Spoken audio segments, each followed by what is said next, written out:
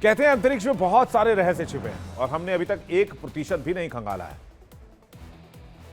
इसी तरह समंदर को लेकर भी दावा किया जाता है कि समंदर में भी इंसान अभी तक 1 या 2% ही राज खंगाल पाया है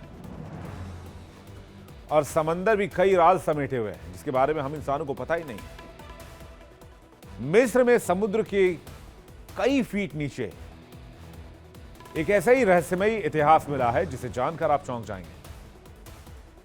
ये कोई खजाना या सिक्के नहीं है बल्कि हमारी जिंदगी से जुड़ा हुआ वो रहस्य है जिसे वैज्ञानिक अब तक नहीं ढूंढ पाए थे। साल 2023 में भूमध्य सागर के किनारे एक नहर की खोज करते वक्त इस खोज ने दक्षिण पूर्व एशिया में मानव इतिहास को लेकर अब तक की धारणाओं को चुनौती दे दी है। जावा और मदुरा आइलैंड के बीच समुद्री क्षेत्र में वैज्ञानिकों को ऐसा सबूत मिला है जो हजारों साल पहले मौजूद धरती के एक हिस्से को दिखाता है।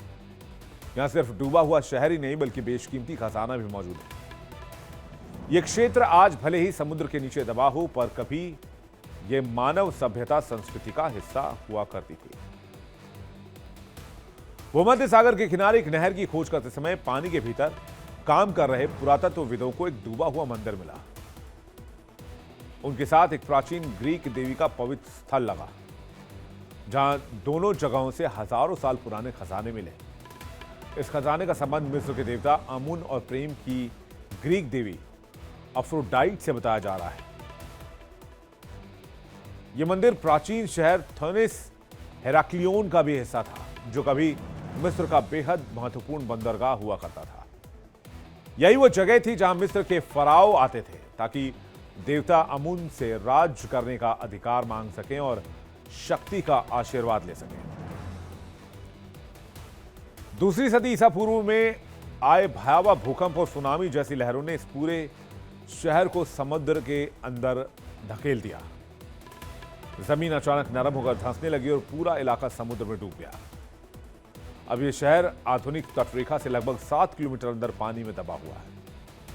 पुरातत्वविदों को मंदिर की खुदाई में कई ऐसी अद्भुत वस्तुएं मिली हैं जिसमें चांदी से बने धार्मिक औजार, सोने के आभूषण, अल्बास्टर के बर्तन जिनमें इत्र और औषधीय चिकनाई रखी जाती थी। 5वीं सदी ईसा पूर्व के मजबूत लकड़ी वाले ढांचे भी मिले हैं जो अभी भी सही हालत में हैं। इतिहास के लिहाज से यह खोज बहुत बड़ी है क्योंकि यहां से मिले सामान से पता चलता है कि उस समय मिस्र में बसने और व्यापार करने वाले ग्रीक लोग अपने देवताओं की पूजा भी करते थे।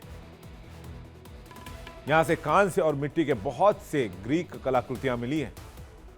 हथियारों का एक बड़ा भंडार मिला है जो संकेत देता है कि कभी यहां ग्रीक भाड़े के सैनिक मौजूद थे जो नील नदी के पश्चिमी शोर की रक्षा किया करते थे।